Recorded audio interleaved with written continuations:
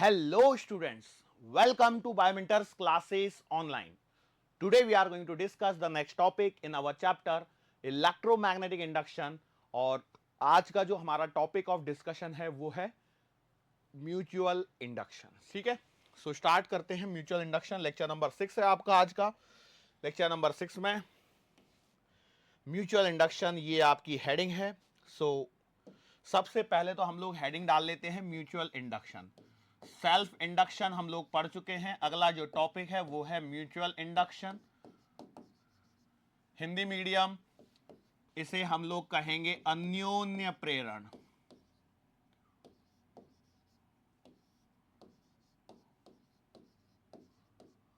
Okay, सो कहानी की शुरुआत करते हैं कुछ इस प्रकार से. लेट्स से हमारे पास में एक कॉइल है और इस कॉइल में नंबर ऑफ टर्न्स है N1. ठीक है, ओके, तो मैंने ये यहां पर एक कॉइल बना ली और इसमें नंबर ऑफ टर्न्स मैंने कितने ले लिए हैं N1 और इसमें से मैं करंट फ्लो करवाता हूं I1. ठीक है, इसमें I1 करंट फ्लो किया, इसमें नंबर ऑफ टर्न्स है N1. ठीक है, ओके. अब इसमें यहां पर जो मैग्नेटिक फील्ड आएगा वो लेट से हमारे पास में है B1. ठीक है, इसमें तो कोई परेशानी नहीं है. हमारे पास में एक कॉइल ले ली मैंने, कॉइल में नंबर ऑफ टर्न्स N1 मान लिए.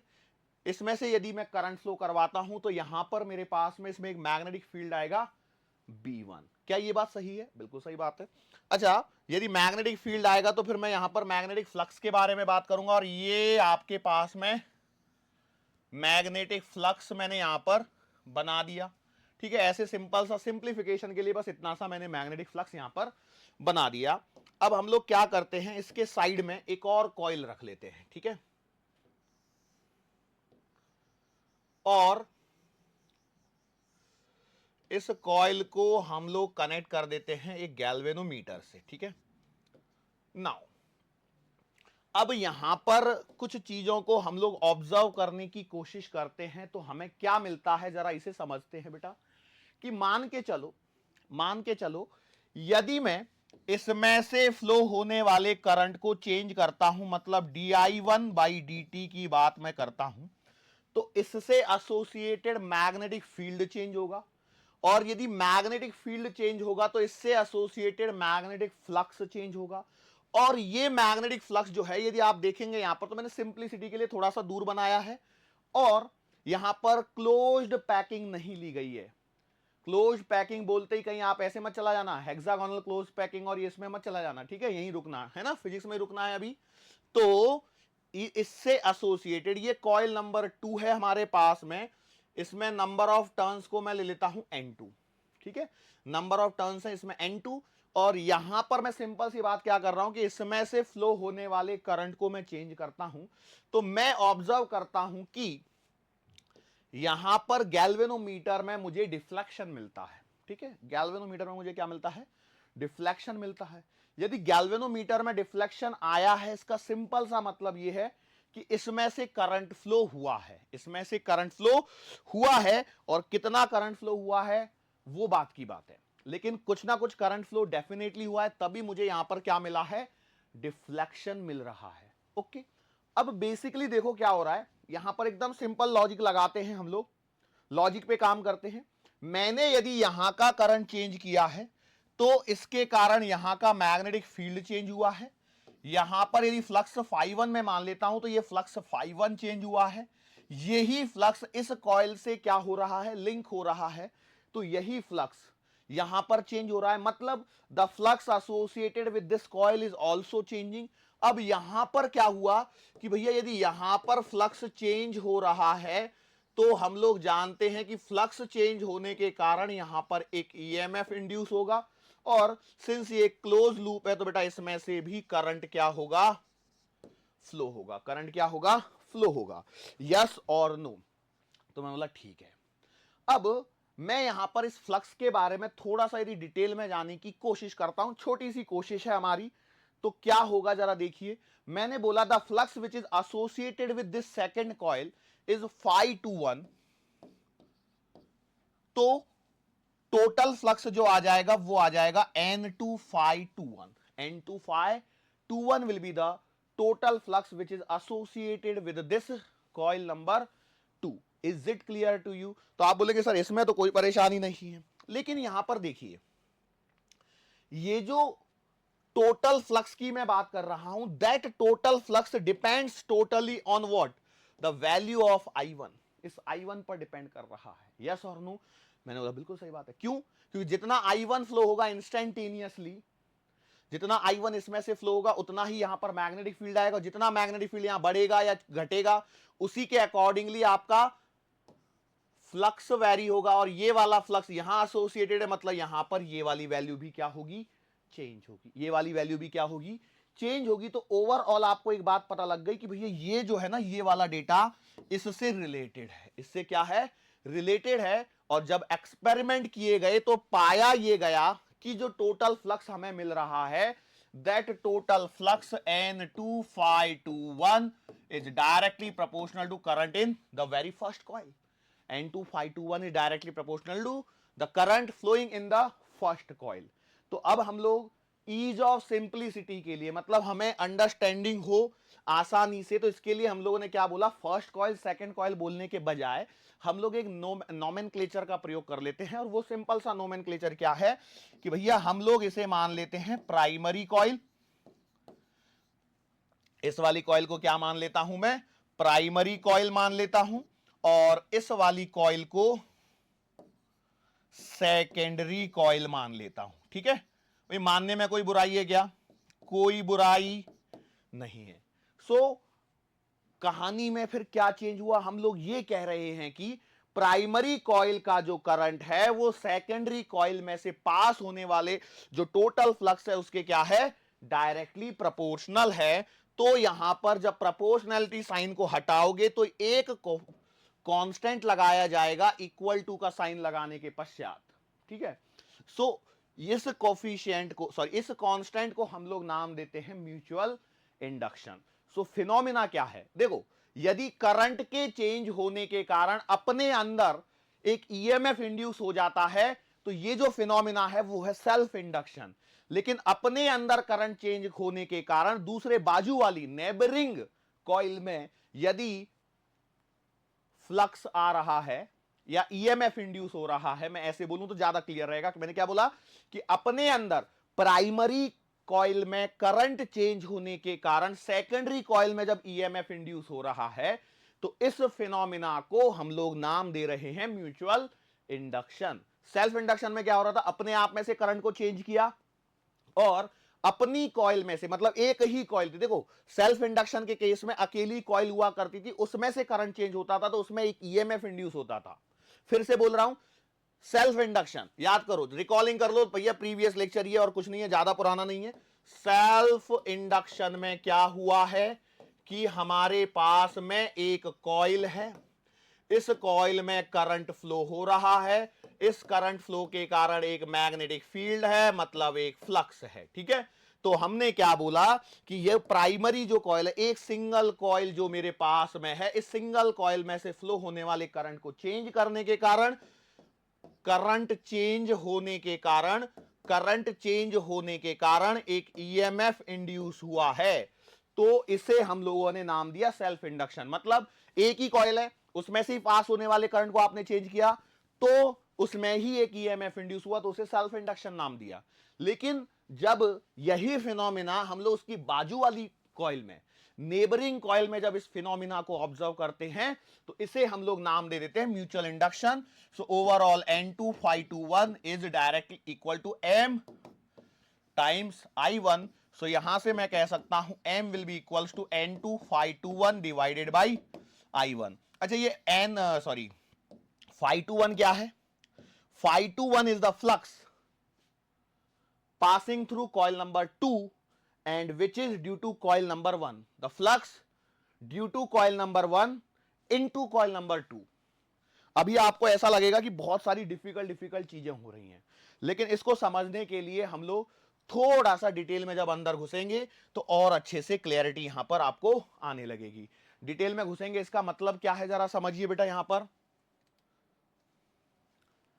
इसका मतलब यह है कि हम लोग क्या करते हैं, इसी फिनोमिना को वापस से फिर से ड्रॉ करते हैं और समझने की कोशिश करते हैं। हमने क्या किया, हम लोगों ने दो कॉइल बना दी और उनको पास पास में रख दिया। ठीक है, वापस से कर रहे हैं, कोई डरने की जरूरत नहीं है। ठीक है, ये एक ले ली और यहां पर एक सेंट्रल एक्सिस में बना रहा हूं। देखो, this is the central axis और यहां पर हमारे पास में एक बाजू में नेबरिंग कॉइल और रख दी मैंने और यहां पर वही गैल्वेनोमीटर लगा दिया। कहानी वही रिपीट हो रही है। देखो, कहानी वही रिपीट हो रही है। मैंने बोला इसमें से करंट I1 फ्लो हो रहा है, इसके कारण यहां पर मैग्नेटिक फील्ड B1 आ रहा है। अब इसके कारण यहां पर जो फ्लक्स मुझे देखने को मिल रहा है वो है φ21, लेकिन सिंस मैंने यहां पर नंबर ऑफ टर्न्स को N2 माना है तो जो टोटल फ्लक्स यहां पर मुझे मिल रहा है वो है आपका N2 φ21, N2 φ21। क्लियर है क्या? तो अब ये जो करंट है प्राइमरी वाला, मतलब नाम भी दे देता हूं चलो, क्योंकि अब तो मैं ये नोमेनक्लेचर से फैमिलियर हो गया हूं, प्राइमरी और सेकेंडरी। तो यहां पर जो म्यूचुअल इंडक्टेंस आ रहा है उसको बस हमें समझना है। ठीक है, हम क्या कह रहे हैं, हम ये कह रहे हैं कि mutual inductance of two, mutual inductance of two with respect to one कितना लिखा जा सकता है? तो आप कहेंगे mutual inductance of two because of one या with respect to one can be written as N2 φ21 upon I1। Yes और नो? या फिर मैं डायरेक्टली लिख दूं कि भैया सिंपल सी कहानी ये है कि M21 इंटू I1 बराबर N2 इंटू φ21। जैसा आपको उचित लगे वैसा आप लिख सकते, कोई डरने वाली बात नहीं है। मतलब मैं चाहूं तो ऐसे लिख देता हूं। चलो, ये सिंपलिसिटी के लिए M21 इंटू I1 बराबर N2 और φ21। नाउ सिंस यहां पर मैंने एक पॉइंट और बोला था कि if I change this current, current changes, यदि मैंने बोला कि भैया प्राइमरी का करंट चेंज होता है, मतलब क्या है कि आप di1 बाई dt की बात करोगे। Current in changing with respect to time का मतलब क्या है, di1 बाई dt। तो यहां पर आपको क्या करना पड़ेगा, डिफरेंशिएट करना पड़ेगा। तो आप लिखोगे M21 di1 बाई dt बराबर N2 d of φ21 by dt। बोलो यस और नो? क्या यहां तक कोई परेशानी है? क्या किसी को कोई परेशानी? बोलो यहां पे M21 di1 d by dt बराबर N2 d φ21 बाई dt। अब कहानी ये है कि यार ये d फाई बाई dt तो मेरा कहीं पढ़ा हुआ सा लग रहा है। क्या बोलेंगे? यस सर, पढ़ा हुआ तो लग रहा है। क्या पढ़ा है? d φ21 बाई dt को यदि मुझे लिखना है तो मैं सिंपल सी बात करूंगा, this is the EMF induce. Yes और नो? तो आपने बोला यस, लेकिन कहां का EMF इंड्यूस है, कहां पर हो रहा है ये वाला EMF जिसकी हम लोग बात कर रहे हैं? भाई कहीं ना कहीं तो हो रहा होगा कि नहीं हो रहा होगा? तो आप बोलेंगे सर हो तो रहा है, लेकिन कहां? That is the question. यही तो एक सवाल है जिसका आंसर आपको सोचना है। थोड़ा सा सोचिए और करने की कोशिश कीजिए। मैं इसको अगले पेज पे लेके जा रहा हूं ताकि आपको आसानी रहे। मैंने लिख दिया M21 di1 बाई dt बराबर N2 d φ21 बाई dt। लिखना आसान है और थोड़ा सा सोचना पड़ता है। वही जब तक यदि आप सोचोगे नहीं तो फिर आपका काम नहीं बढ़ेगा। यस और नो? तो मैं बोला ठीक है, चलो सोचते हैं सोचते हैं सोचते हैं। ये कहीं तो आपने फैराडेज लॉ, लेंज लॉ देखे हुए। मैं बोला सही बात है। ये flux φ21 is what? φ21 is the flux associated with secondary coil. φ21 ध्यान दीजिए कहां पर है, φ21 is the flux associated with secondary coil. और टोटल फ्लक्स की बात करता हूं तो N2 φ21 लिखता हूं। मतलब ये वाली जो चीज है बेसिकली ये क्या है, it is the induced EMF। This is what? Induced EMF in secondary coil. भाई यस और नो? इसका मतलब मैं इसे लिख सकता हूं E2। इसे क्या लिख सकता हूं? E2। लेकिन मैंने लेंज लॉ में एक बात और पढ़ी हुई है। क्या? कि देखो फैराडे लॉ के हिसाब से तो इतना सही है, लेकिन लेंज लॉ के हिसाब से डायरेक्शन भी लगेगी, मतलब माइनस साइन भी आएगा। तो ओवरऑल कहानी ये है कि भैया E2 जो आएगा वो आएगा minus times N2 d φ21 by dt। So अब मेरे पास में यहां पर कंपेयर करने के लिए स्कोप हो गया है कि ये वाली चीज को और इनको मैं कंपेयर कर देता हूं तो मुझे मिल जाएगा E2 बराबर माइनस M21 di1/dt। यस और नो, क्या ये बात समझ में आई? श्योर है? तो भैया ये क्या लिखा आपने, इंड्यूस ईएमएफ इन सेकेंडरी लिखा, ये क्या लिखा है, इंड्यूस ईएमएफ इन सेकेंडरी। तो यही बस कहानी है कि भैया हम लोग सेकेंडरी में इंड्यूस ईएमएफ इतना लिख रहे हैं, तो यदि मैं उल्टी कहानी को लिखूंगा तो फिर क्या आ जाएगा, तो आप लिखोगे E1 बराबर माइनस का M12 di2/dt। यस और नो? यदि मुझे उल्टा लिखना होता तो क्या मैं इसी प्रकार से लिख रहा होता? यस और नो? तो आपने बोला सर जी बात तो सही है, और बोलो बिल्कुल सही है। हमने प्रैक्टिकली एक बात ऑब्जर्व करी और वो बात ये थी कि प्रैक्टिकली ये पाया गया कि भैया ये जो M12 है वो M21 के इक्वल है, जिसे मैं M लिख सकता हूं। मतलब क्या है, बेसिक सी बात ये है कि जो म्यूचुअल इंडक्शन जो है, जो हम लोग बोल रहे हैं ना coefficient of mutual induction, M क्या है, कांस्टेंट है, जिसे हम लोग म्यूचुअल इंडक्टेंस बोल रहे हैं। फिनोमिना म्यूचुअल इंडक्शन है, कोफिशिएंट को नाम क्या दिया, म्यूचुअल इंडक्टेंस नाम दिया। तो ये जो कोफिशिएंट है एक पेयर के लिए फिक्स होता है, ये एक पेयर के लिए क्या होता है, फिक्स होता है। तो इसका मतलब M12 और M21 क्या होंगे, सेम होंगे। तो यहां से मुझे पता लगेगा कि भैया जो ईएमएफ इंड्यूस है E1 बराबर E2 हो सकता है यदि di1/dt इक्वल्स टू di2/dt हो सकता है। तो इसको ऐसे मत लिखो डायरेक्टली, नहीं तो पता लगा डायरेक्टली लिख भी दिया आपने। मैंने क्या बोला, E1 will be equals to E2 if di1/dt equals to di2/dt। क्या बोला, पता लगा? नहीं पता लगा? चलो लिख लेते हैं। मैंने बोला कि भैया E1 will be equals to E2 if di1/dt equals to di2/dt। यदि rate of change of current दोनों कॉइल में सेम है तो मेरा दोनों में जो ईएमएफ इंड्यूस हुआ है वो क्या रहेगा, सेम रहेगा। यस और नो? और यदि ऐसा होता है तो मैं डायरेक्टली लिख सकता हूं कि कभी भी जरूरत पड़ेगी तो E1 यदि मुझे लिखना है तो ध्यान तो मुझे यही रखना पड़ेगा, यदि मैं 1 में लिख रहा हूं तो मुझे यहां पर I2 होना चाहिए, और यदि मैं E2 लिख रहा हूं तो मुझे यहां पर I1 लेना होगा, क्योंकि ये वाली जो सिचुएशन है जो मैं यहां पर ले रहा हूं वो आपको देखने को नहीं मिलेगी, क्योंकि कोई श्योरिटी नहीं है कि भैया दोनों का करंट सेम हो। तो आपको किस बेसिस पर ध्यान रखना है, आपको इस बेसिस पर ध्यान रखना है। अब सवाल ये उठता है कि सर ये जैसे हम लोगों ने प्रीवियस लेक्चर में कैलकुलेशन ऑफ एल सीखा था बिल्कुल वैसा ही मिलता जुलता है, यस और नो? उसमें एल आता था तो E1 पे di1 होना चाहिए था। मतलब हम लोग जब एल के लिए लिख रहे थे तो हम लोग क्या लिख देते, सीधा लिख देते E बराबर माइनस एल di/dt। 1 और 2 का कोई लफड़ा नहीं है, कोई परेशानी नहीं है। लेकिन यहां पर म्यूचुअल इंडक्टेंस के टाइम पे आपको ध्यान रखना पड़ेगा कि 1 के कारण 2 में जा रहे हो, 2 के कारण 1 में जा रहे हो, तो ये तो परेशानी का सबब है। यस, थोड़ा सा क्वाइटली डिफिकल्ट है, ठीक है।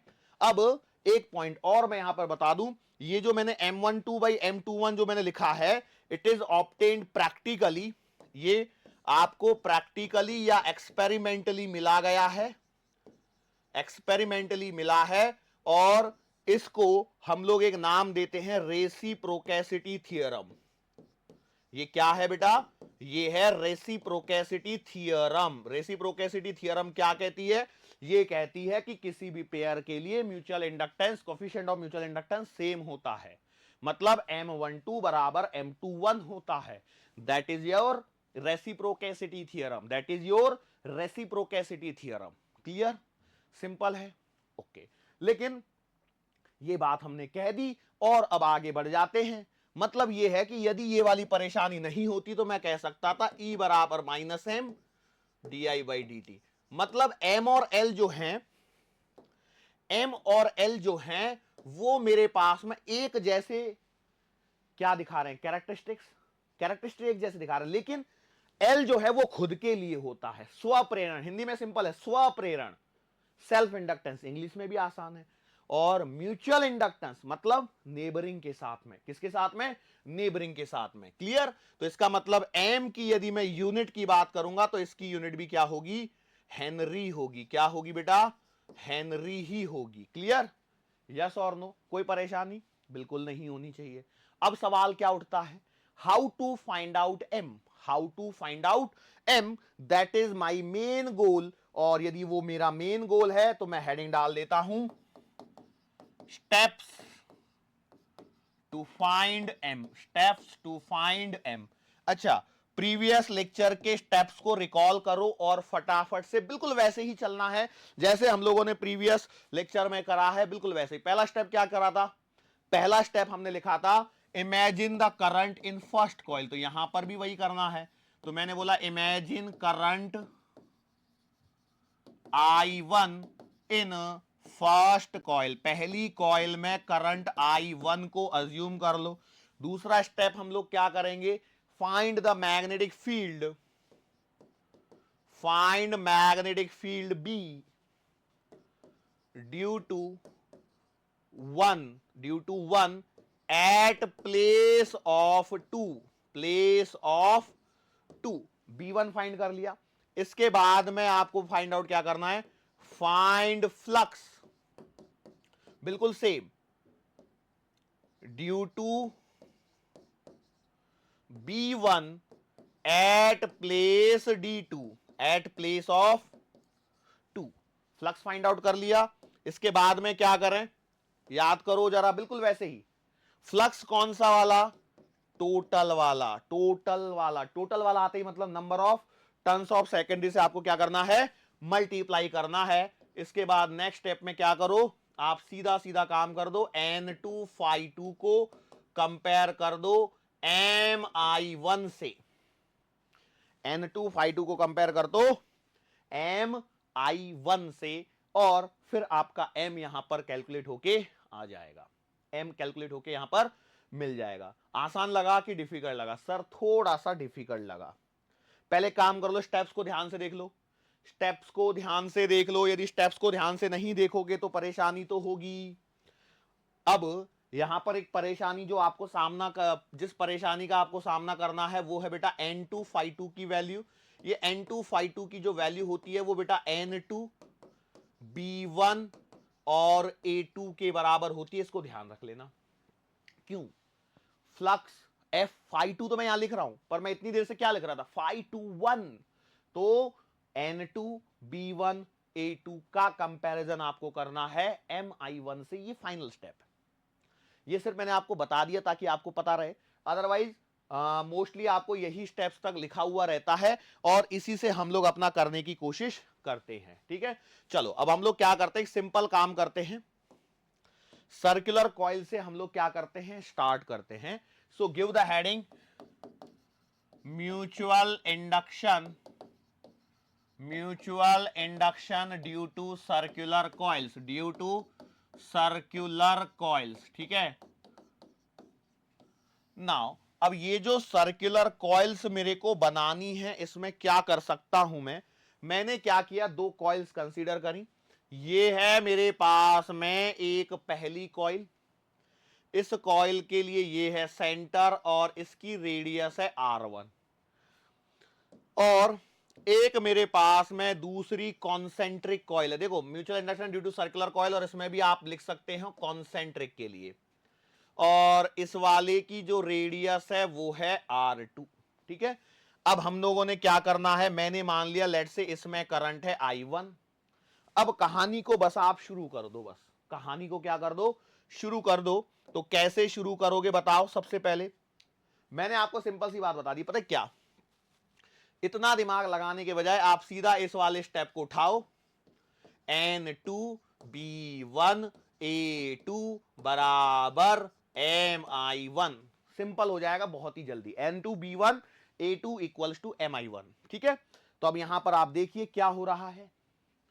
तो मैंने बोला देखो इसमें करंट I1 फ्लो हो रहा है, तो मेरे को लिखना तो है इतना क्या, N2 B1 A2 बराबर MI1। अब यहां पर लिखना चालू करते हैं एक एक करके। N2 तो बेटा एज इट इज, B1 का मतलब क्या है, B1 का मतलब है मैग्नेटिक फील्ड ड्यू टू 1, कहां, इसमें, इसमें कितना आएगा बेटा, इसमें तो ये सेंटर आएगा, मतलब मैं लिखूंगा mu naught I1 upon 2R1 भाई सर्कुलर कॉइल में 2 पाई आता है कि सिर्फ R1 आता है? सिर्फ R1 आता है। यदि रॉड होती तो मैं पाई लिखता था, है ना, फॉर्मूले याद होने चाहिए। Into area of what, 2। तो 2 का एरिया मतलब ये वाले एरिया की मैं बात करता हूं, तो मैं लिखूंगा पाई R2 स्क्वायर बराबर m इंटू I1। ओके, चलो यहां पर सिंपल वही वाली बात, जैसे प्रीवियस लेक्चर में भी I1 कटे थे वैसे यहां पर भी कटेंगे। तो आपको m की वैल्यू मिल रही है कितनी, म्यू नॉट पाई, यहां पे एक चीज की कमी लग रही है, कुछ तो भी कम हो रहा है। क्या कम हो रहा है? ओके, हाँ सुनो, मैंने यहां पे नंबर ऑफ टर्न्स N2 मान लिए हैं, लेकिन यहां के N1 नहीं लिए मैंने। चलो कोई बात नहीं, तो यहां पे दे रहा है दुरुस्त है, यहां पे N1 और डाल लीजिए, कोई फर्क नहीं पड़ने वाला, इतना आप लगा सकते हैं। Mu not pi N1 N2 R2 square upon 2R1, that is the formula for mutual inductance. फॉर्मूले को चेक कीजिए, mu not pi N1 N2 R2 square upon 2R1। Direct result याद होना चाहिए कब, जब आपके पास में दो सर्कुलर कॉइल हैं, दोनों कॉन्सेंट्रिक हैं, तो भैया mutual induction coefficient of mutual inductance ये आया। अच्छा, इसको देख के जरा बताओ, क्या ये करंट I1 पर डिपेंड कर रहा है? नहीं, इसलिए हम लोग सिर्फ I1 को इमेजिन करते हैं और उसके बाद में उसको भूल जाते हैं, क्योंकि वो कटने वाला होता है। ठीक है, श्योर। अब यहां पर फॉर्मूले में ध्यान क्या रखना, जो बाहर है उसकी रेडियस नीचे आएगी, जो बाहर है उसकी रेडियस नीचे आएगी, और जो अंदर है उसकी रेडियस ऊपर आएगी। यही बस ध्यान रखना है। Mu not pi N1 N2 R2 square upon 2R1, that is the result. बोलो, कर सकते हैं या नहीं कर सकते हैं? कई लोग बोलेंगे सर कर तो सकते हैं। चलो एक काम और करते हैं, एक और करते हैं। आपको सोलेनॉइड याद है क्या? कई लोग बोलेंगे सोलेनॉइड सर ये कहीं पढ़ा पढ़ा सा तो लग रहा है। यस, पढ़ा हुआ है आपका। तो अब हम लोग क्या करते हैं, mutual inductance, mutual inductance between solenoid and coil, solenoid and coil. ठीक है, सिंपल सा है बेटा, आराम से कर सकते हो। कैसे करेंगे, बस इतना सा ध्यान दे दो। यदि ये ध्यान दे दिया आपने तो फिर आपको कोई परेशानी नहीं होगी। कैसे करें, थोड़ा सा सोच लीजिए और काम हो जाएगा। मैंने क्या बोला, सोलेनॉइड और कॉइल, सोलेनॉइड और कॉइल। तो मैंने बोला देखो भैया, पहले तो एक सोलेनॉइड बना लेता हूं मैंने ये बना ली सोलेनॉइड। ठीक है, ये एक सोलेनॉइड बना ली, है ना, और ये इसकी एक एक्सिस ले ली। एक बात ध्यान रखना, हमारे पास में जो अभी मैं फॉर्मूले स्टैंडर्ड बनवा रहा हूं वो किसके लिए बनवा रहा हूं, कॉन्सेंट्रिक के लिए। मतलब उनका जो एक्सिस है, एक्सिस की लाइन क्या है, कॉमन एक्सिस की एक लाइन मेरे पास में अवेलेबल है। ठीक है, मैंने मान लिया, लेट से इसकी लेंथ को मैं L मान लेता हूं, इसकी रेडियस को मैं मान लेता हूं R1। ये सोलेनॉइड का डेटा हो गया। Let say N1 equals to capital N1 divided by small l। N1 क्या है, number of turns, capital N1 क्या है, total number of turns in solenoid, small l क्या है, लेंथ। और हम लोग जानते हैं जब मैग्नेटिक फील्ड लिखना होता है तो हमें number of turns per unit length की रिक्वायरमेंट रहती है, तो इसके कारण मैंने बिल्कुल इसको ऐसे ही कर लिया है। ठीक है, अब हमने क्या किया, हम लोगों ने ले लिया है एक सिंपल सी कॉइल। क्यों, देखो सोलेनॉइड और कॉइल चाहिए, तो सोलेनॉइड और कॉइल चाहिए, तो भैया मैंने एक कॉइल ले ली कॉन्सेंट्रिक, इसकी रेडियस को मान लीजिए R2 है। चलो नाउ स्टार्ट कर दो प्रोसेस को। प्रोसेस कैसे स्टार्ट होती है, N2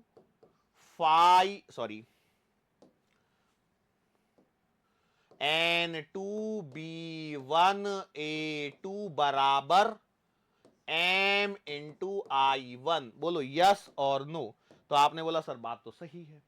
now let's move it. चलो कह रहे हो कैसे करोगे, B1 क्या है, I1 क्या है। देखो मैं यहां पर दोनों तरह से कर सकते हैं, लेकिन आपको जो भी अच्छा लगे उसे आप कर सकते हो। हम लोगों ने यहां पर मान लिया कि एक सोलेनॉइड अंदर से जा रही है, कॉइल उसके ऊपर में है। यदि आपको उल्टा करना है तो उल्टा भी कर सकते हैं, उनसे कोई फर्क नहीं पड़ने वाला है। मेनली क्या है कि आपको रिजल्ट ही याद रखने हैं जो रिजल्ट यहां पर आने वाले हैं। तो भैया मैंने स्टार्ट किया N2 इंटू B1। B1 क्या लिखा जाएगा, mu not N1 I1 into A2 क्या लिखा जाएगा, तो उसका एरिया, तो आप लिखोगे पाई R2 स्क्वायर। क्या मैंने ये जो काम किया है वो सही किया है या गलत किया है? भाई जब तक देखो, जब तक आप इसे आइडेंटिफाई नहीं कर पाओगे कि जो हम लोग लिख रहे हैं वो सही है या गलत है, तब तक आप रिजल्ट नहीं निकाल पाओगे। इस बात को ध्यान रखना, क्योंकि यही इसमें मेन बात है।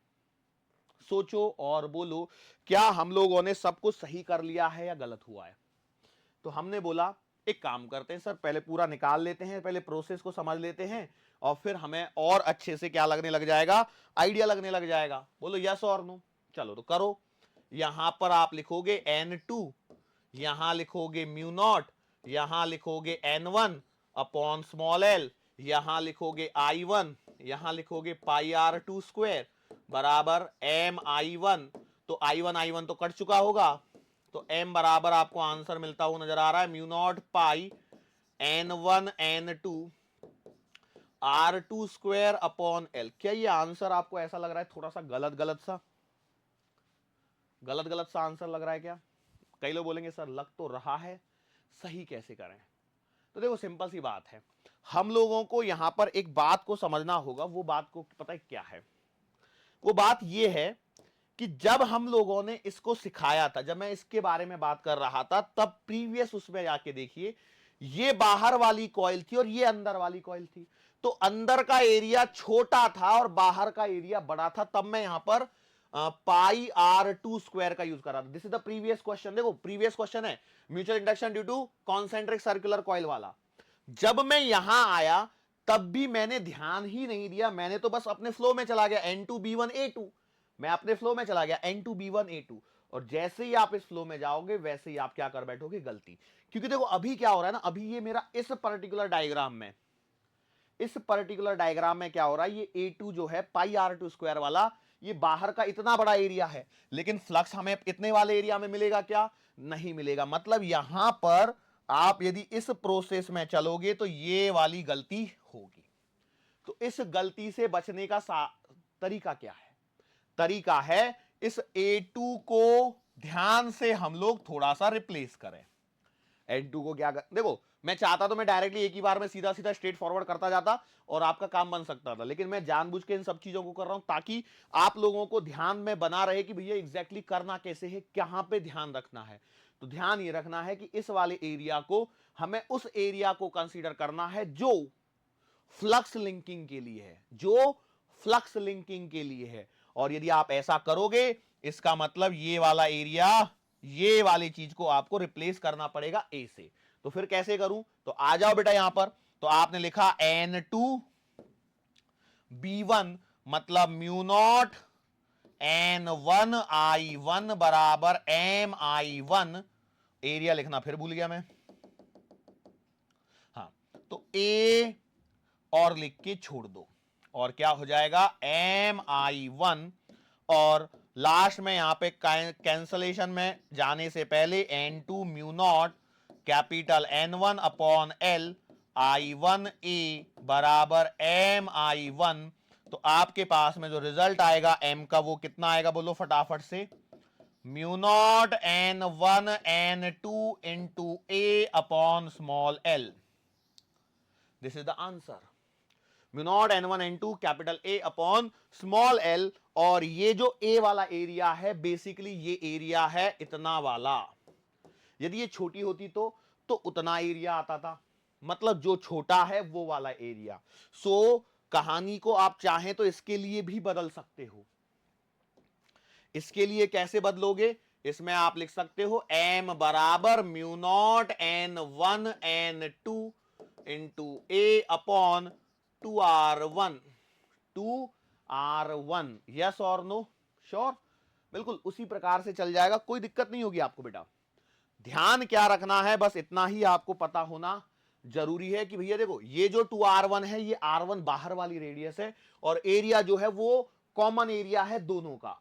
एरिया जो है वो कॉमन एरिया है दोनों का, बिल्कुल सिमिलर वे में जैसे यहां लिखा गया mu naught N1 N2 A upon small l। तो A क्या है, दोनों का कॉमन एरिया। A क्या है, दोनों का कॉमन एरिया है। Yes, clear? चलो इसको एक और काम करते हैं, हम लोग क्या करते हैं, दो सोलेनॉइड का देखते हैं, तभी और आपको क्लियर होगा। हम लोगों ने क्या किया, दो सोलेनॉइड्स ले ली। तो भैया मैंने एक सोलेनॉइड ऐसे ले ली, ठीक है, ये पहले एक हेडिंग तो डाल लें, म्यूचुअल इंडक्टेंस या mutual induction between two solenoids, दो सोलेनॉइड्स के बीच का अन्योन्य प्रेरण। बोलो कैसे करेंगे? मैंने क्या किया भैया, देखो ये आपके पास में पहली एक सोलेनॉइड बनाई लंबी सी, ठीक है, और इसके लिए मैंने क्या बोल दिया भैया, देखो ये सिंपल बात है, इसको मैंने रेडियस R1 ले ली, इसकी रेडियस क्या ले ली, R1 ले ली, और इसमें से आपका जो करंट फ्लो होगा, ठीक है, ये इतना वाला मैं सोलेनॉइड यहां पर ले रहा हूं, तो इसमें से जो करंट फ्लो होगा वो है आपका I1, ठीक है।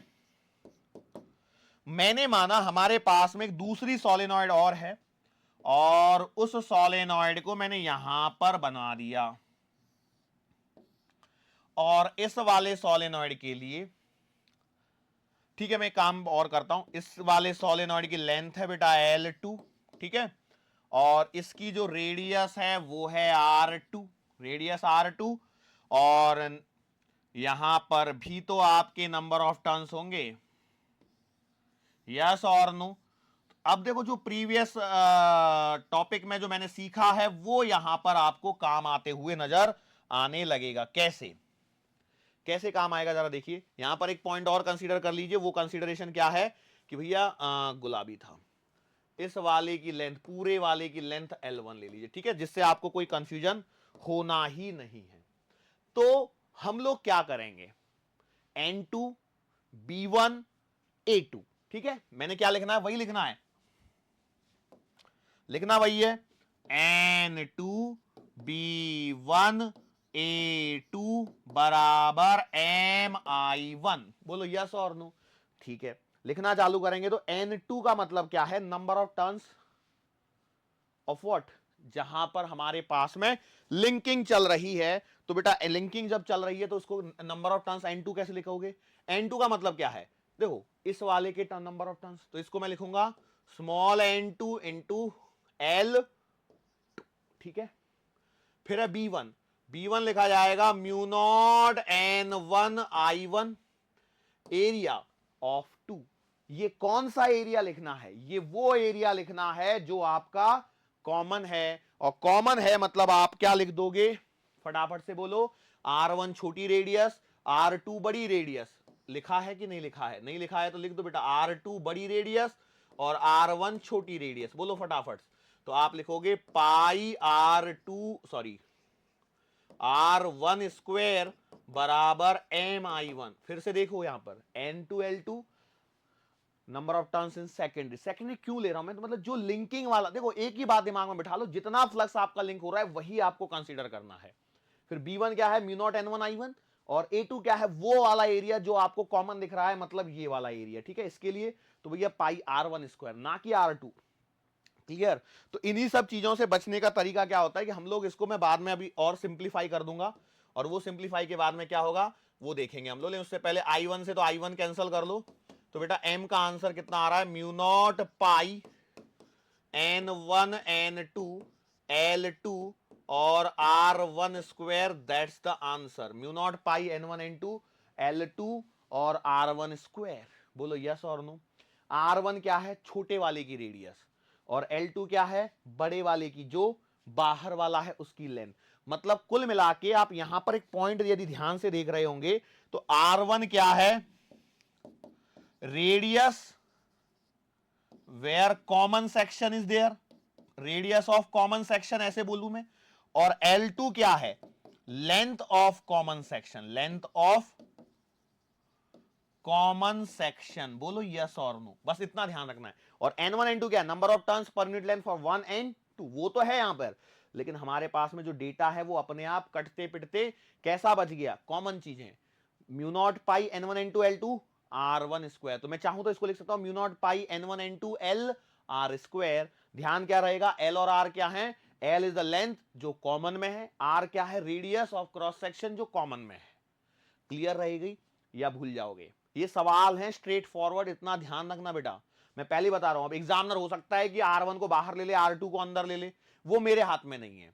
तो उस बेसिस पर आपको फॉर्मूला डायग्राम, अच्छा डायग्राम में देके भी पूछते हैं, जैसे मैंने ये डायग्राम दिया ना, ऐसे डायग्राम में भी देके पूछते हैं। ये R1 लिख दिया और इसकी लेंथ L1 ऊपर लिख दी, ये L2 ले लिया और इसका ये R2 यहां पर दिख नहीं रहा होगा, लेकिन मैंने लिखा था R2 ये वाला, यहां से लेकर के यहां तक का। बोलो, तो ऐसे डायग्राम दे देता है और ये फॉर्मूले लिखता है। अब इसके अंदर में क्या करता है वो, N1 L2 L2 और R1 को ही घुमाता है बस, और ये L2 R1 के चक्कर में गड़बड़ी होती है। तो लिखोगे क्या आप लोग, रेडियस ऑफ कॉमन सेक्शन और लेंथ ऑफ कॉमन सेक्शन, बाकी mu not pi N1 N2 as it is रहेगा। क्लियर और नॉट सो क्लियर? क्लियर हुआ या नहीं हुआ? सो मैं उम्मीद करता हूं कि यहां पर ये सारी चीजें कॉमन हुई होंगी। अब यहां पर एक पॉइंट और आता है जिसे हम लोग आगे पढ़ रहे हैं, और इसे कहा जाता है कोफिशिएंट ऑफ कपलिंग। क्या कहेंगे बेटा? Coefficient of coupling. ये क्या चीज है भाई? देखो,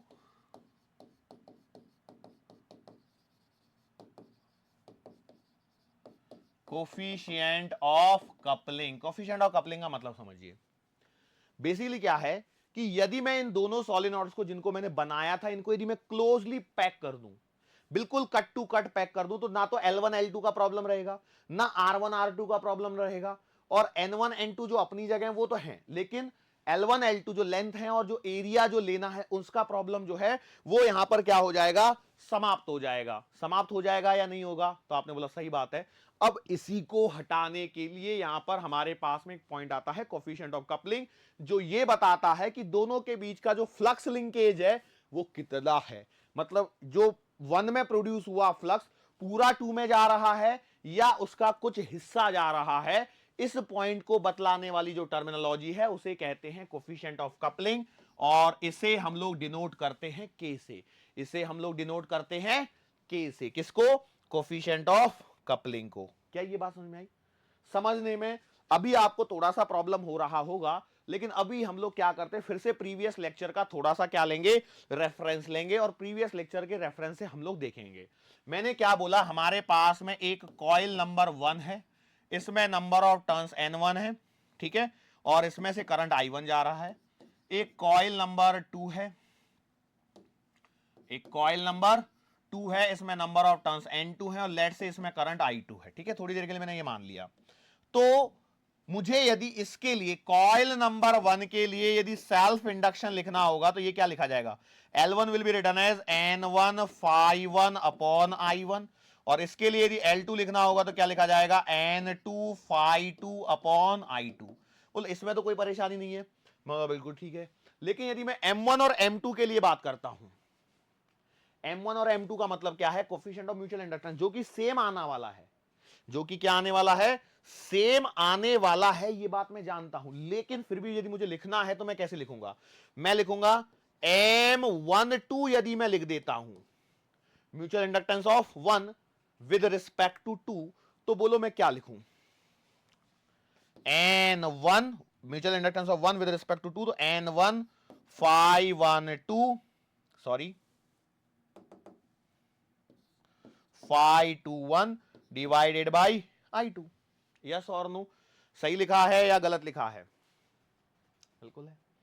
और सिमिलर वे में यदि मैं M21 लिखूंगा तो ये कितना आएगा, ये आएगा N2 phi12 divided by I1। बोलो यस और नो? अच्छा, एक बात जिसको मैं पहले से जानता हूं वो क्या है कि भैया M12 और M21 दोनों आपस में क्या होने वाले हैं, बराबर होने वाले हैं, और phi12 और phi21 भी आपस में क्या रहेंगे, बराबर रहेंगे। मतलब हम जानते हैं कि भैया phi12 बराबर होगा phi21 के, और यदि phi12 बराबर phi21 है, ऑल्सो हम लोग कह सकते हैं देयरफॉर M12 बराबर M21 होने के कारण यदि मैं इनको यहां पर लेके आता हूं तो मेरे पास में डेटा बनेगा N1 phi1 upon I N, sorry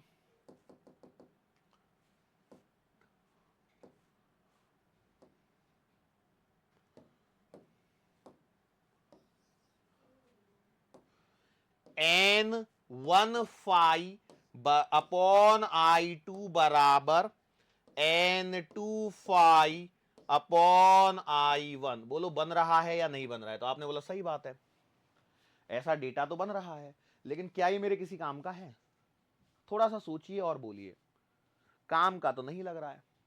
अच्छा, एक काम करते, सुनो, एक सिंपल सा काम करते हैं, वो ये है कि भाई देखो M12 और M21 दो चीजें हैं, है ना, तो मैं एक काम करता हूं, इन दोनों का मल्टीप्लाई कर लेता हूं। इससे क्या बनेगा जरा आप देखो, थोड़ी सी देर में ही आपको समझ में आने वाला, टेंशन मत लीजिए, थोड़ी सी देर में, just wait and watch. M12 into M21, जिसे मैं M स्क्वायर लिख सकता हूं, और इसका आंसर कितना आएगा बेटा, N1 phi N2 phi upon I1 I2। बोलो आया कि नहीं आया? तो आपने बोला बिल्कुल सही बात है, आ गया। और यदि मैं यहां पर देखूं तो M square can be return है, देखो क्या N1 फाई अपॉन I1 से L1 और L2 आ जाएगा, तो ये क्या L1 L2 के बराबर आ रहा है, यस और नो? तो M स्क्वायर आपको मिल रहा है L1 L2 के बराबर, तो यहां से आपके पास में M मिल जाएगा under the root of L1 L2 के। लेकिन यहां पर एक छोटा सा पॉइंट और मिसिंग है, वो पॉइंट क्या है कि हम लोगों ने मान लिया था कि भैया इसका पूरा फ्लक्स इसमें से जा रहा था, तो φ12 φ21 दोनों सेम हो गए और उनको मैंने फाई मान लिया। लेकिन लेकिन 1 का फ्लक्स 2 में पूरा लिंक हो ऐसा जरूरी नहीं है, इस बात को ध्यान रखिए, मैं पॉइंट बार बार बोल रहा हूं। हम लोगों ने क्या माना था कि flux of 1 is completely linked with 2। लेकिन कोई ऐसा होगा जरूरी है क्या भाई, flux of 1 is completely linked with 2 and flux of 2 is completely linked with 1, और दोनों सेम है तो मैंने 5 मान लिए। लेकिन ऐसा कोई जरूरी नहीं है कि 1 का जो फ्लक्स है वो पूरा का पूरा 2 से एंटर कर जाए, हो सकता है उसके थोड़े से बाहर से निकल सकता है, नहीं निकल सकता है। डायग्राम देखिए, मैंने पहले भी डायग्राम में बनाया है, जैसे इसके बारे में देखो, तो क्या पूरा फ्लक्स इसका जो है वो इसमें से पास होगा क्या, नहीं ना, क्योंकि देखो ये वाला हिस्सा बच गया, ये वाला हिस्सा बच गया, है ना, बचा या नहीं बचा, बिल्कुल बच गया। यहां का जो फ्लक्स है वो कहां इसमें पास हो रहा है, नहीं हो रहा है, यस और नो? तो इसके कारण मैं ऐसा कह सकता हूं। चलो इस वाले डायग्राम में क्लैरिटी नहीं है तो और थोड़ा सा आगे बढ़ते हैं और प्रीवियस वाले डायग्राम के बारे में बात करते हैं, एकदम इससे पहले जहां पे मैंने स्टार्टिंग करवाई थी। किधर गया वो डायग्राम, देखो ये वाले फ्लक्स, तो भैया देखो ये वाले फ्लक्स ऐसे जा रहे हैं, तो क्या पूरा पास कर रहा है, नहीं कर रहा है, कर रहा है क्या, नहीं कर रहा है, तो इस पॉइंट को मुझे तो ध्यान रखना ही पड़ेगा। और जब मैं इस पॉइंट को ध्यान रखूंगा तो बेटा यहां पर ये गड़बड़ी नहीं होगी, मतलब ये है कि यहां पर कुछ अभी भी कमी है, इसी कमी को हमारा यहां पर कंप्लीट करता है कौन, कपलिंग कोफिशिएंट। कौन कंप्लीट करता है, कपलिंग कोफिशिएंट। मतलब ये है कि भैया हम लोग जो m बराबर लिखे हैं उसे चेंज कर देते हैं k under the root of L1 L2, coefficient of coupling यहां से आता है बेसिकली। ये k की जो वैल्यू है ना वो 0 और 1 के बीच में होती है, मतलब हो सकता है पूरा का पूरा फ्लक्स लिंक करे, या ऐसा भी हो सकता है कि भैया बिल्कुल भी फ्लक्स लिंक ना करे, तो k की वैल्यू 0 और 1 के बीच में लाई करती है। इस पे सवाल पूछे जा सकते हैं, यस और नो? क्लियर है? k को निकालने का कोई और तरीका, सिंपल सी बात है, flux in primary upon flux in flux in secondary upon flux in primary.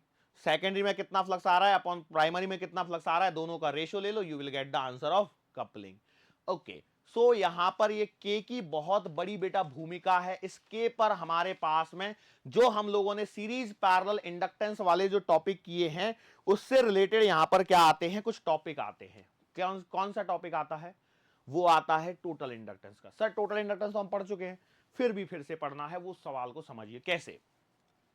हमारे पास में अब जो अगली हेडिंग है वो है बेटा टोटल इंडक्टेंस। जो हेडिंग है वो क्या है, टोटल इंडक्टेंस की हेडिंग है। ये कहता है, मान के चलो देखो ये हमारे पास में एक कॉइल ले ली मैंने, है ना, और इसके पश्चात दूसरी कॉइल जो है वो बिल्कुल ऐसे ही चालू कर दूं, मतलब इसी प्रकार से, ठीक है। अब यहां पर क्या हो रहा है देखिए, मैंने माना लेट से इसमें जो करंट है वो है I1, और ये जो करंट I है यही करंट देखो दोनों में सेम डायरेक्शन में फ्लो हो रहा है। बात को ध्यान सुनिए, मैंने क्या बोला कि भैया ये है L1, ये है L2, तो इन दोनों को यदि मैं देखूं तो both are connected back to back, both are connected what, back to back, और बैक टू बैक है तो इसका मतलब मेरे पास में जो टोटल इंडक्टेंस आएगा वो कितना आएगा, L1 प्लस L2। भाई L टोटल जो आएगा, जो प्रीवियस लेक्चर में मैंने सीखा है वो क्या है, L1 प्लस का L2। लेकिन आज के लेक्चर में ये डेटा बदल जाएगा। क्या हो रहा है उसको समझिए। आज हम लोग म्यूचुअल इंडक्टेंस नाम की एक चीज सीख के आए और वो कहता है कि भाई हमेशा पूरा जो है फ्लक्स लिंक होता है, ऐसा कोई जरूरी नहीं है। और एक पॉइंट और होता है वो ये है कि भैया सेल्फ इंडक्टेंस के साथ साथ में म्यूचुअल इंडक्टेंस भी होता है। मतलब क्या है भैया, इसमें से जो फ्लक्स पास हो रहा है वो इसके साथ में एसोसिएटेड है, और यदि ऐसा हो रहा है तो यहां पर L1 और L2 के साथ में वो जो एक्स्ट्रा इंडक्शन है उसका क्या है, वो तो हमने कंसीडर किया ही नहीं, तो उसको भी कंसीडर करना पड़ेगा। Are you getting my point? और ये जो करना है वो आपको सिर्फ और सिर्फ सीरीज के लिए करना है, इस बात को हम लोग ध्यान रखेंगे। ठीक है, चलो तो करेंगे कैसे। तो मैंने क्या बोला, यदि ये सीरीज में कनेक्टेड है तो किसी ना किसी एक सोर्स से कनेक्टेड होंगे। मैं बोला ठीक है, लेकिन इसमें जो इंड्यूस ईएमएफ आया होगा वो आया होगा E1 बराबर माइनस का L1 DI बाई dt। बोलो सही है। सिंस सीरीज में कनेक्टेड तो सेम करंट इसमें भी आया होगा, तो इसमें जो इंड्यूस ईएमएफ आया होगा वो आया होगा E2 बराबर minus L2 DI by dt। और ये जो दोनों इंड्यूस ईएमएफ आए हैं वो आए हैं ड्यू टू सेल्फ इंडक्टेंस। अब परेशानी है बस इस बात की कि अब हम लोगों को कंसीडर करना है म्यूचुअल इंडक्टेंस वाला पार्ट। किसका वाला पार्ट? म्यूचुअल इंडक्टेंस वाला पार्ट। मतलब क्या है, मतलब ये है कि induced EMF in 1 due to 2। बोलो क्या लिख देता हूं, E1 डैश बराबर माइनस का M DI बाई dt। और सिमिलर वे में induced EMF in 2 due to 1, ये क्या आ जाएगा, E2 डैश मान लेता हूं, ये आएगा माइनस का M DI बाई dt। अच्छा सर ये यहां पर M12 और M21 तो नहीं लिखे, जरूरत नहीं है, क्योंकि मैं अब देखो रेसिप्रोकेसिटी थ्योरम को पढ़ चुका हूं, तो M12 और M21 सेम आते हैं, मुझे बार बार उसको मेंशन करने की जरूरत नहीं है। तो एक और बात बता दो मुझे, जो टोटल ईएमएफ लिखा जाएगा वो क्या लिखा जाएगा, टोटल ईएमएफ कितना लिखा जाएगा, तो आप कहेंगे टोटल ईएमएफ जो आएगा, टोटल ईएमएफ वो आएगा E बराबर E1 प्लस का E2 प्लस का E1 डैश प्लस का E2 डैश। यस और नो? तो आपने बोला सही बात है। और यदि आप लिखोगे तो E बराबर क्या हो जाएगा, E1 प्लस का E2, तो भैया DI बाई dt आएगा कॉमन, और ये बचेगा माइनस भी कॉमन, L1 प्लस का L2 प्लस का 2m, L1 प्लस का L2 प्लस का 2m। अरे भाई m और m दोनों कॉमन आएंगे तो 2m होगा या नहीं होगा, तो आपने बोला बिल्कुल सही बात है। तो अब इसको यदि मैं कंपेयर करता हूं किससे, कि मैंने माना इन दोनों की जगह एक ही कॉइल लगा दूं, तो भैया देखो E should be equals to, E total should be equals to what, minus L times L total DI by dt।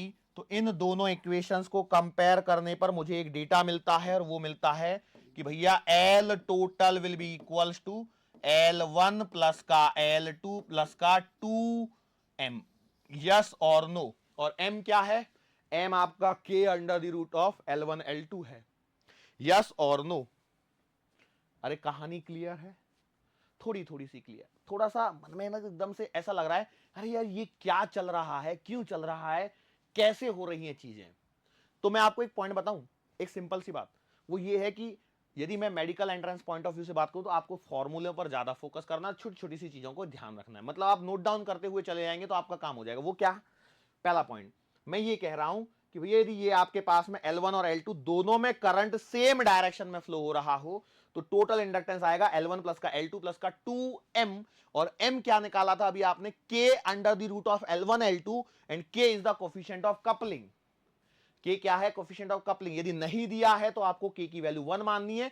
मतलब आप लिख सकते हो कि ये जो L टोटल आ रहा है ये बेटा L1 प्लस L2 ना होकर के कितना आ जाएगा, प्लस में 2 under the root of L1 L2 को भी कंसीडर करना है। इसको कंसीडर करना है कब, जब आपको ऐसे डायग्राम में कुछ चीजों को वो दे, इसमें डायग्राम में कुछ चीजों को वो दे, और ना दे तो फिर कोई दिक्कत है ही नहीं। श्योर? ओके। अब इसी प्रकार से हमारे पास में हम इस डायग्राम को थोड़ा सा वेरी करते हैं। सुनो कैसे। मान के चलो ये मेरे पास में पहली सिचुएशन थी, यहां पर इसके पश्चात मैंने क्या किया, इसको मैंने ऐसे ले लिया, ठीक है। अब देखो हो क्या रहा है, करंट यहां से आई चला, ये करंट यहां पहुंचा आई, यहां पहुंचा आई, यहां पहुंचा आई, और यहां से आई ऐसे निकलेगा क्या? सोचिए, ऐसे आके ऐसे निकलेगा, ऐसे आके ऐसे निकलेगा। प्रीवियस केस को देखिए, प्रीवियस केस में क्या था, इधर से करंट आई चला, इधर में आई आया और इधर में आई गया, मतलब ये एक ही डायरेक्शन का करंट है। लेकिन इस वाले केस में क्या हो रहा है, इधर से जो आई गया है वो ऐसे इसी डायरेक्शन में आ रहा है। मतलब बेसिकली देखो, इस वाली कॉइल में जो करंट फ्लो होगा और इस वाली कॉइल में जो करंट फ्लो होगा, इनकी डायरेक्शन क्या है, अपोजिट है। लेकिन क्या ये बैक टू बैक कनेक्टेड है? यस, बैक टू बैक तो कनेक्टेड है, लेकिन डायरेक्शन ऑफ करंट चेंज हो रही है। मतलब इसमें जैसे यदि मैं मान के चलूं, इस वाली कॉइल में यदि मैं ऐसे मान लूं कि क्लॉकवाइज डायरेक्शन में करंट फ्लो हो रहा है, तो इसमें एंटी क्लॉकवाइज हो रहा है। यदि मैंने माना इसमें क्लॉकवाइज करंट फ्लो हो रहा है, तो इस वाली कॉइल में एंटी क्लॉकवाइज करंट फ्लो हो रहा है। और यदि ऐसा हो रहा है, मतलब डेफिनेटली मैग्नेटिक फील्ड जो है वो अपोजिट हो जाएगा। मैंने मान लिया थोड़ी देर के लिए कि भैया इसमें से जो फ्लक्स पास हो रहा होगा, क्या वो इस डायरेक्शन में मान सकता हूं? बिल्कुल। यदि इसका फ्लक्स इस डायरेक्शन में मानोगे तो डेफिनेटली इसका फ्लक्स अपोजिट डायरेक्शन में होना चाहिए। यही बस इतना सा क्या है, कॉन्सेप्ट है। और इसी कॉन्सेप्ट से यहां पर क्या हो रहा है, फर्क पड़ रहा है, और उसी फर्क को मुझे यहां पर देखना है। कैसे? कि भैया देखो, इंड्यूस ईएमएफ इन प्राइमरी, तो आप लिखोगे E1 बराबर माइनस का L1 DI by dt। Induce EMF in secondary क्या आएगा, E2 बराबर माइनस का L2 DI बाई dt आएगा क्या? यहीं पर बस चीजें छिपी हुई हैं, यदि इनको आपने पहचान लिया तो कोई दिक्कत नहीं होगी। अब जो हमारे पास में एक्स्ट्रा डेटा था, कौन सा वाला, कि भैया प्राइमरी में म्यूचुअल इंडक्शन के कारण जो आएगा वो क्या होगा, इस बार E1 बराबर माइनस एम की जगह होगा बेटा plus M D I by D T, E1 dash जो है। और सिमिलरली E2 डैश भी क्या होगा, plus M D I by D T. क्यों? क्योंकि अब फ्लक्स अपोज है, पहले दोनों की डायरेक्शन सेम थी। देखो, इसका फ्लक्स और इसका फ्लक्स, दोनों का फ्लक्स सेम डायरेक्शन में। इस बार क्या हुआ, इसका फ्लक्स और इसका फ्लक्स एक दूसरे को क्या कर रहे हैं, अपोज कर रहे हैं। तो इसके कारण जो ई टोटल बनेगा आपका, वो बनेगा कितना, E1 plus E2 plus E1 dash plus E2 dash. और यहां पर आप लिख सकते हो कैसे, कि भैया इसको लिखेंगे हम लोग, क्या लिखेंगे, L total DI by dt बराबर, देखो सब में DI बाई dt तो कॉमन है, तो मैं DI बाई dt को तो कॉमन ले लेता हूं, माइनस को भी कॉमन ले लेता हूं, तो मेरे पास में आएगा L1 प्लस का L2 माइनस का 2m। यस और नो? तो यहां से मेरे पास में स्ट्रेट फॉरवर्ड रिजल्ट आएगा, L टोटल बराबर L1 प्लस का L2 माइनस का 2m, जब आपकी नेबरिंग कॉइल में करंट अपोजिट डायरेक्शन में फ्लो कर रहा हो। सेम डायरेक्शन में होगा तो प्लस 2m, अपोजिट डायरेक्शन में फ्लो कर रहा होगा तो आप लिखोगे इसे माइनस का 2m। Is it clear to you? Yes और नो? श्योर है? इसमें एक पॉइंट और एक्स्ट्रा मैं आपको बता दूं, वो क्या है, सुनिए। हम लोगों ने एनर्जी पढ़ी हुई है, यस और नो? तो मैं बोला ठीक है सर जी। मान के चलो ये आपके पास में एक ही कॉइल है, इसमें इसका सेल्फ इंडक्टेंस L1 है, इसमें करंट I1 है, तो इसकी जो एनर्जी लिखी जाएगी वो आएगी half L1 I1 square. Yes और नो? आपने बोला सही बात है। मान के चलो इसके बाजू में एक और कॉइल है, इसका इंडक्टेंस है L2, इसमें करंट फ्लो हो रहा है I2, तो इसकी जो एनर्जी लिखी जाएगी वो लिखी जाएगी हाफ L2 I2 स्क्वायर। और अब मान के चलो यदि मैं दोनों को जोड़ देता हूं, कैसे, सीरीज में, तो जो टोटल एनर्जी बनेगी वो इस बात पर डिपेंड करेगी कि दोनों में करंट सेम डायरेक्शन में फ्लो कर रहा है या अपोजिट डायरेक्शन में। तो हम लोग लिखेंगे if current in same direction, current is in same direction and mutual inductance दोनों के बीच का यदि मुझे m पता हो, दोनों के बीच का म्यूचुअल इंडक्टेंस m पता हो, तो मैं किस प्रकार से लिख दूंगा, मैं लिख दूंगा U टोटल बराबर half L1 I1 square plus का half L2 I2 square plus MI1 I2। ये एक्स्ट्रा है, इसका मैं डेरिवेशन नहीं करवा रहा हूं, डायरेक्टली रिजल्ट याद रखना, यदि एग्जाम में पूछ लिया तो। वैसे मैं आपको बता दूं इस लेवल पे सवाल नहीं पूछा जाएगा, लेकिन भूले भटके आ जाए तो आपको पता होना चाहिए। अगला पॉइंट ये है, यदि current is in opposite direction तो बताओ क्या डिफरेंस आएगा। करंट यदि अपोजिट डायरेक्शन में हो जाएगा तो क्या फर्क आएगा, तो ये आप लिखोगे half L1 I1 square plus का हाफ L2 I2 स्क्वायर और माइनस का M I1 I2। That is the difference जो आपको यहां पर देखने को मिलेगा। वैसे ये जो पेज पे जो मैंने किया हुआ है वो सब कुछ एक्स्ट्रा चीजें हैं, लेकिन मैं एट द एंड यही बोलूंगा, यदि आपको आ जाए तो कोई बुराई नहीं है। श्योर है? चलो आगे बढ़ते हैं।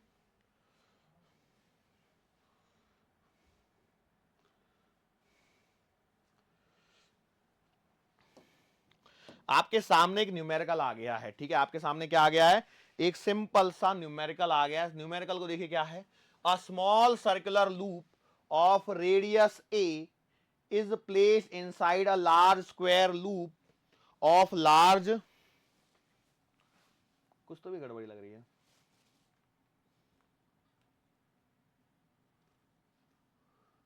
a small circular loop of a radius a is placed inside a large square loop of edge L greater than a. The loops are coplanar and concentric. Find the mutual inductance.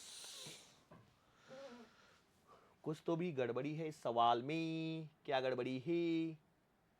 Circular loop of radius a is place inside a large square loop of edge. चलो ठीक है, देखते हैं भैया क्या रख दिया है यहां पर। एक छोटा सर्कुलर लूप को रखा है जिसकी रेडियस ए है मेरे पास में, और इसको मैं स्क्वायर लूप के अंदर में रख दिया। सवाल कुछ टेढ़ा नहीं लग रहा है? एक बार फिर से पढ़ूंगे, ठीक है, देखते हैं, डायग्राम बनाते तब शायद आइडिया लगे। मेरे पास में एक छोटा सर्कुलर लूप है जिसकी रेडियस ए है, और इसको बड़े स्क्वायर लूप में जिसकी एज लेंथ एल है। चलो ठीक है, देखते हैं, कोशिश करते हैं। हमारे पास में एक स्क्वायर है जिसकी साइड है एल लेंथ की, और इसके अंदर में हम लोगों ने सर्कुलर लूप रख दिया है जिसकी रेडियस है बेटा ए और l greater than. Loops are coplanar and concentric, तो आपको बताना है इनका mutual inductance. How will you solve this question, ये बस आपको मुझे बताना है, और मैं उम्मीद करता हूं कि आप इस क्वेश्चन को कर पाएंगे। थोड़ी सी उम्मीद करने में कोई बुराई नहीं है। क्या आप इस क्वेश्चन को कर पाएंगे? Coefficient of mutual inductance, again मैं बता दूं, this is a very standard question, जिसका जो भी रिजल्ट आ जाए आपको उसको क्या रखना है, याद रखना है। चलो स्टार्ट करते हैं, सिंपल सी बात है। अब यहां पर जो भी करंट आपको मानना होगा, पहले तो करंट मानना होता है भाई, स्टेप्स ध्यान रखो। हम लोग क्या करते हैं, पहले करंट मानते हैं। लेट से मैंने मान लिया इसमें करंट फ्लो हो रहा है आई, और ये आई इधर जाएगा, फिर ये इधर आएगा, फिर ये इधर आएगा, तो इसके कारण यहां पर मैग्नेटिक फील्ड होना चाहिए। अब यदि ये स्क्वायर लूप है तो मतलब यहां पर जो एंगल बन रहे होंगे वो कितने के बन रहे होंगे, ये वाला भी 45, ये वाला भी 45, ये वाला भी 45, ये वाला भी 45, ठीक है। तो एक बात बताओ, इसके कारण मैं यहां पर मैग्नेटिक फील्ड लिख सकता हूं या नहीं लिख सकता? तो आप बोलेंगे लिख तो सकते हैं।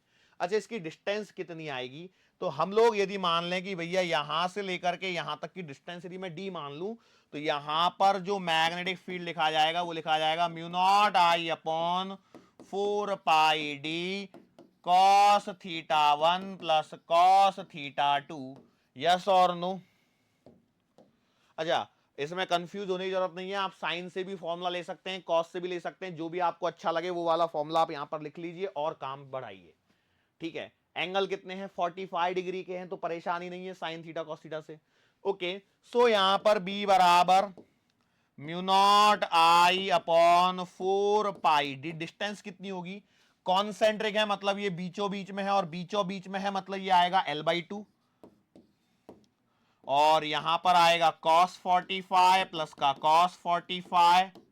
ओके, तो 1/√2 प्लस 1/√2 तो कितना हो जाएगा बेटा, 2/√2, तो बी का जो आंसर आ रहा है वो आ रहा है म्यू नॉट आई, देखो एक 2 और नीचे से ऊपर जाएगा तो ये आएगा 2, और यहां पर आएगा बेटा 4πL 2/√2। अब आप चाहें तो यहां पर कैंसलेशन कर सकते हैं, 2 4 से कैंसलेशन हो जाएगा, तो मैग्नेटिक फील्ड आपको मिला है mu not I upon pi L root two. ये किसके कारण मिला है? ये मिला है आपको सिर्फ और सिर्फ एक सेगमेंट के कारण। यहां पर ऐसे कितने सेगमेंट है बेटा? 4। अब एक बात देखिए, मैग्नेटिक फील्ड सेम है या कैंसलेशन कुछ हो रहा है क्या? तो देखो इसके कारण मैग्नेटिक फील्ड अंदर, इसके कारण अंदर, फिर ये करंट नीचे आएगा तो इसके कारण अंदर, और इसके कारण भी अंदर, तो सारा मैग्नेटिक फील्ड अंदर ही आएगा। तो आपके पास में 4 सेक्शन है, तो जो बी टोटल आएगा, जो बी टोटल आएगा वो आएगा बी नेट बराबर 4 mu not I divided by pi L root two. Yes और नो? मैंने क्या निकाल लिया है? मैग्नेटिक फील्ड निकाल लिया है। मैग्नेटिक फील्ड के बाद में मुझे क्या निकालना है? फ्लक्स निकालना है। चलो फ्लक्स निकालो। तो फ्लक्स कैसे निकालेंगे? तो भैया फ्लक्स बराबर होता है मैग्नेटिक फील्ड इंटू एरिया, और एरिया कौन सा? जो कॉमन वाला है। तो कॉमन वाले एरिया से पहले मैं यहां पर फील्ड तो लिख लूं, 4 mu not I upon 4 mu not I upon pi L root two into the area which is common, वो है आपका पाई ए स्क्वायर। बोलो यस और no? Area which is common is pi a square, और इसको किसके equal करना है? इसको करना है आपको m इंटू आई के इक्वल। तो भैया आई से आई कटेगा, तो आपके पास में पाई से पाई भी कटेगा, तो m का आंसर आएगा 4 mu not a square upon l root two. That's it, 4 mu not a square upon l root two. अब आप चाहें तो इसे और कैंसलेशन कर सकते हैं, रूट टू मल्टीप्लाई करके, तो कितना बच जाएगा? m can be written as 2√2 mu not a square upon l. That's it. ठीक है, अगेन अ स्टैंडर्ड क्वेश्चन है, याद रखेंगे। ठीक है, अगला सवाल, again find the coefficient of mutual inductance. Very standard सवाल, बिल्कुल वैसे ही है जैसे यहां पर करना था, लेकिन यहां पर एक छोटा सा फर्क पड़ रहा है, और वो फर्क पता है क्या पड़ रहा है? पिछली बार क्या हो रहा था कि मैग्नेटिक फील्ड यूनिफॉर्म था, है ना, सर्कुलर लूप के अंदर में था, कॉन्सेंट्रिक था। यहां पर क्या हो रहा है? देखो इस जगह पर मैग्नेटिक फील्ड अलग है, इस जगह पर मैग्नेटिक फील्ड अलग है। तो आपको याद होगा ऐसा कुछ तो भी हम पहले भी कर चुके हैं। कैसे? यहां से x डिस्टेंस पर जाकर एक स्ट्रिप कैंसिल कंसीडर करेंगे। यस और नो? मैंने बोला बिल्कुल सही बात है। तो बिल्कुल वैसे ही प्रोसेस में आपको फ्लो में आगे बढ़ना है। तो पहले सबसे पहले मैंने बोला देखो इस पूरी लाइन पर आपका मैग्नेटिक फील्ड तो सेम है, तो वो कितना लिखा जाएगा? b बराबर mu naught I upon 4 pi x और cos theta 1 plus cos theta 2, ऐसे लिखूं क्या? गलत। क्यों गलत? क्योंकि वहां पर लेंथ फिक्स थी। अब यहां पर क्या है? वायर की लेंथ दे नहीं रखी है, तो मुझे इसको लेना पड़ेगा 2 पाई एक्स। क्यों? वायर के कारण एक्स डिस्टेंस पर। बोलो यस और नो? तो आपने बोला सही बात है। अब मुझे यहां पे क्या चाहिए? इसके बाद में फ्लक्स, वही पूरी कहानी अटक रही है। तो मैंने बोला भैया ये जो छोटा सा फ्लक्स आएगा वो आएगा बी डॉट डी ए। तो वो कितना आएगा? Mu not I upon 2 pi x into इस छोटे से एरिया को मैंने मान लिया dx इंटू, और बेटा ये जो हाइट नहीं दे रखी है ना यार, यहां पे ये तो गड़बड़ी हो गई। ये बी दे रखा है, ये ए दे रखा है, और यहां पे बोला नहीं गया कि यार ये है क्या चीज, स्क्वायर है या क्या है। तो क्या करूं? स्क्वायर मान के कर लेता हूं। यदि स्क्वायर मान के कर लेते भैया ठीक है, इसको भी ए मान लो, क्योंकि ये दिया ही नहीं है तो हमें पता नहीं है। वैसे जनरली दे देना चाहिए था, लेकिन डायग्राम में हो सकता है मिस हो गया हो। तो mu not I upon 2 pi x d x into a, that is your d phi. तो इसको आप यदि अच्छे से लिखोगे तो ये आएगा बेटा mu naught I a upon 2 पाई और बेटा डी एक्स अपॉन एक्स। बोलो क्लियर? अब क्या करना है? अब आपको निकालना है फ्लक्स। हो गया, टोटल फ्लक्स चाहिए। तो टोटल फ्लक्स कैसे आएगा बेटा? फाई टोटल आएगा इंटीग्रेशन ऑफ डी फाई, कहां से कहां तक? तो भैया ये आएगा बी से लेकर के बी प्लस का ए तक। बोलो, बी से लेकर के बी प्लस का ए तक। देखो कई बार मैं ऐसे थोड़े से अपर लेवल के सवाल करवा देता हूं, लेकिन कोई डरने की बात नहीं है, इनसे डरना नहीं है। इन सवालों से फटाफट करते चले जाइए। क्या हो जाएगा बताओ? तो आपका जो फ्लक्स आएगा टोटल, में इसी पे कर रहा हूं ताकि आसान रहे, इंटीग्रेशन में mu naught I a upon 2 pi D x upon x, और बी से लेकर के ए प्लस का बी तक।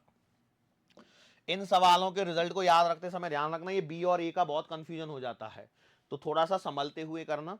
अब यहां पर कांस्टेंट चीजें तो बाहर आ जाएंगी मेरे पास में, mu naught I a upon 2 पाई, और इसका 1/x का इंटीग्रेशन आएगा बेटा एल एन एक्स, और लिमिट लगेगी कहां से कहां तक? बी से लेकर के ए प्लस का बी तक। बोलो यस और नो।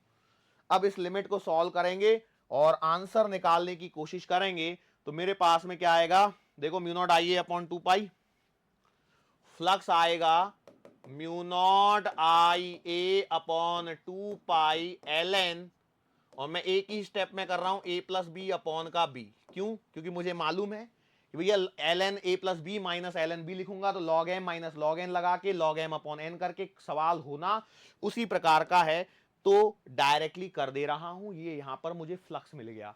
अब इस फ्लक्स के साथ में करना क्या होता है?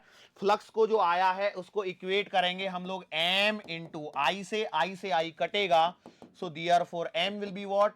Mu not a upon 2 pi l n a plus b upon b, that's it, खत्म। यहां पर एक बात ध्यान रखना, मैंने एक अजम्पशन ले लिया है सवाल में, वो क्या है? मुझे नहीं मालूम था ये स्क्वायर है या रेक्टेंगल है, तो मैंने इसे स्क्वायर कंसीडर कर लिया है, तो साइड को ए ले लिया है। मान के चलो यदि ये साइड सी होती तो भैया ये सी आपका एक्स्ट्रा चल रहा होता, बस ये सी चल रहा होता, ये सी चल रहा होता, ये सी चल रहा होता, और यही सी आगे भी चलता, तो यहां पर सी चलता, तो यहां पर भी ये सी चलता, बस इतना सा फर्क हो जाता था, बाकी कोई फर्क नहीं होता था। क्या ये बात समझ में आ गई? श्योर। और एक आधा सवाल देखते हैं बेटा यहां पर। वैसे देखो, सवालों की कोई कमी नहीं है, आपको बस करते चलना है, करते चलना है, फॉर्मूले आने चाहिए और डेटा आना चाहिए, बट डेटा को यदि देख लोगे तो सवाल हो जाएगा। दिस इज द एक और ये वाला क्वेश्चन और करते हैं हम लोग और पैकअप करते हैं, ठीक है? Calculate the mutual inductance between two coils when a current of 4 ampere changes to 12 ampere in 0.5 second and induces an EMF of 50 millivolt in the secondary. Also calculate the induced EMF in the secondary if the current in the primary changes from 3 ampere to 9 ampere in this. दो सवाल दिए गए हैं basically इस question के अंदर में। सवाल में क्या बोला गया? कैलकुलेट म्यूचुअल इंडक्टेंस, ठीक है? तो पहले यहीं तक तो पढ़ो, तो इसके हिसाब से यदि देखोगे कैलकुलेट म्यूचुअल इंडक्टेंस, तो मेरे दिमाग में एक ही बात आती है, ई बराबर एम और क्या? D I by D T. बोलो यस और नो। तो आपने बोला सही बात है। देखो, करना उसी तरीके से होता है, कोई अलग नहीं हो जाएगा। यहां पर हुआ क्या? Calculate mutual inductance between two coils when current of 4 ampere changes to 12 ampere in 0.5 second. मतलब यहां पर आपका 12 टू 4, तो 12 माइनस 4 कितने सेकंड में? 0.5 सेकंड में। और इसने क्या इंड्यूस किया है? 50 मिली वोल्ट। 50 मिली वोल्ट मतलब 10 टू द पावर -3, और ये एम आ गया। अब देखो इसमें क्या बचा इस सवाल के अंदर में? कुछ नहीं, 12 में से 4 गए, 8 कैंसल आउट करो। बोलो यस और नो। तो आपके पास में m की वैल्यू कितनी आएगी? 50 into 10 to the power -3 into 0.5 और डिवाइडेड बाई 8। सॉल्व करने के लिए पॉइंट हटाओगे, जीरो बढ़ाओगे, जीरो से ये जीरो काटो, 25/8 इंटू 10 टू द पावर -3, मतलब 8 16 8 24 3.1, 20 8 दूना 16 मिली हेनरी। मिली कहां से आया? 10 टू द पावर -3 को मैंने मिली कंसीडर कर लिया, ये आंसर आ गया। अच्छा, ये अगला सवाल देखो, also calculate induce EMF in second if the current in primary changes from 3 ampere to 9। अरे सेम डेटा है, डेटा सेम है या नहीं है? बिल्कुल, क्योंकि अब देखो ये सवाल तभी हो सकता है जब आपका म्यूचुअल इंडक्टेंस पता हो आपको, तो कर दो। ई क्या आएगा? ई बराबर आप लिखोगे क्या ना, M D I by D T. M आपने निकाल लिया है बेटा 3.125 मिली हेनरी, इनटू करंट कहां से कहां चेंज हो रहा है? 3 to 9 इन 0.002। तो 3 to 9 मतलब 9 में से 3 गए, तो आंसर इज 6 इन 0.002। तो बोलो क्या आएगा आंसर में, पॉइंट हटेगा, 3 जीरो बढ़ेंगी, इन 3 जीरो से इस पॉइंट को काट लो और 2 से इसको डिवाइड करो तो ये आएगा बेटा 3 बार, 3 से मल्टीप्लाई करोगे, 3 पंजे 15, 5 1, 3 दूना 6 और 1 7, 3 एकम 3, 3 आम 3 9, 9.375 millivolt is the answer of induce EMF. ठीक है, बोलो कितना आंसर आया, 9.375 मिली वोल्ट। क्या दिक्कत है, कोई परेशानी? आई डोंट थिंक सो कि इसमें कोई परेशानी होनी चाहिए थी। डेटा को एक बार फिर देख लेना, 3 to 9 एम्पियर, 0.002 सेकेंड दिया गया है। म्यूचुअल इंडक्टेंस मेरे पास 3.125 मिली हेनरी आ ही चुका है, तो इनमें कोई परेशानी नहीं होनी चाहिए थी। देखो इस प्रकार से हमारा म्यूचुअल इंडक्टेंस वाला जो टॉपिक है उससे रिलेटेड सवाल भी मैंने एक दो सवाल यहां पर थोड़े से कुछ स्टैंडर्ड टाइप के जो क्वेश्चन थे जिनके रिजल्ट काइंड ऑफ रिजल्ट बोल सकते हो या फिर हम लोग बोल सकते हैं अप्रोच के बारे में मैंने यहां पर बात कर लिया है। अब हमारा इस टॉपिक में, इस चैप्टर में बस एक लास्ट टॉपिक बचा है, वो है आरएलडीसी सर्किट, और उसके बाद में फिर हमारा चैप्टर चालू होता है अल्टरनेटिंग करंट। आरएलडीसी सर्किट और छोटा सा पॉइंट है एसी जनरेटर, क्योंकि एसी जनरेटर सीख लेंगे तभी उस एसी जनरेटर से जो वोल्टेज आएगा उसे हम लोग आगे चल के यूज कर पाएंगे। ये हमारा यहां पर पॉइंट है। Is it clear to you? Are you sure enough? Okay, so इसी के साथ में बेटा हम लोग अपने आज के इस लेक्चर को यहां पर समाप्त करते हैं। मुलाकात होगी फिर से आने वाले अगले लेक्चर के दरमियान। सो तब तक के लिए